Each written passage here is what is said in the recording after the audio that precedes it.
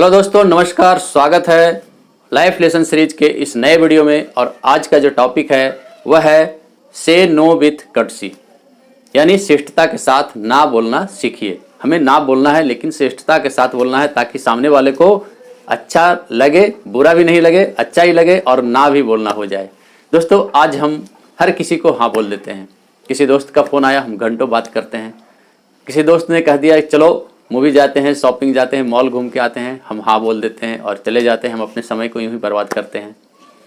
और यह कब करते हैं? जब हमारी कोई प्राथमिकताएं नहीं होती है, हमारी कोई प्रधानताएं नहीं होती, हमारी कोई प्रायोरिटी नहीं होती है। दोस्तों, जब हम बिना किसी मोटिवेशन के, बिना किसी दृष्टिकोण के, बिना किसी प्राथमिकता के, बिना किसी प्रायोरिटी के जब हम अपने लाइफ को आगे बढ़ाना चाहते हैं, तो उस समय दूसरे की प्राथमिकताएं हमारे ऊपर हावी हो जाता है और हमारे लाइफ का रिमोट कंट्रोल उनके हाथ में होता है। और वो जिस तरह से रिमोट कंट्रोल को दबाते हैं और हमारा लाइफ उस तरह से घूमते रहता है। इसलिए हमें अपने लाइफ का रिमोट कंट्रोल अपने हाथ में रखना है, शिष्टता के साथ ना बोलना सीखना है।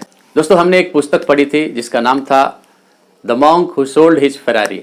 उसमें लिखा है कि यदि हमारे लाइफ में, हमारे दैनिक कार्यक्रम में, हमारे जीवन के जो डेली प्रोग्राम है उसमें हमारी प्रधानताएं, हमारी प्राथमिकताएं, हमारी प्रायोरिटी सारणी का हिस्सा नहीं है, तो दूसरे की प्राथमिकताएं, दूसरे की प्रधानताएं, दूसरे की प्रायोरिटी आपके ऊपर हावी होगी और दूसरे की प्राथमिकताएं उसका स्थान ले लेगी। और इसका उपाय सिर्फ एक ही है कि जीवन के जो हमारे उद्देश्य हैं उसके बारे में हमें दृढ़ बनना है और शिष्टता के साथ ना बोलना सीखना है। दोस्तों, हमने इसी पुस्तक में एक और कहानी पढ़ी थी जो एक 90 साल के वृद्ध का था। वह वृद्ध तलवार बनाता था, राजा के लिए तलवार बनाता था। वह अपना काम पूरी समर्थ और पूरी बखूबी से करता था। कितनी भी जल्दी में काम क्यों न किया जाए, लेकिन गलतियां नहीं होती थी।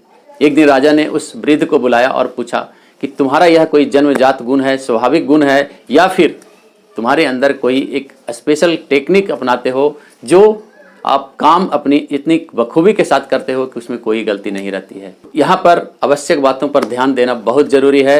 जो उस वृद्ध व्यक्ति ने कहा, उसने कहा कि मैंने 21 साल की उम्र से तलवार बनाना शुरू किया, पर किसी और चीज के बारे में न सोचा, तलवार बनाने के अलावा किसी और वस्तु की ओर नहीं देखा। तलवार बनाना मेरी चाहत बन गई, मेरा उद्देश्य बन गया और पूरी ताकत के साथ अपने समय को पूरे जुनून के साथ मैं सिर्फ और सिर्फ तलवार बनाने पर लगा दिया। और यही मेरी श्रेष्ठता का राज है।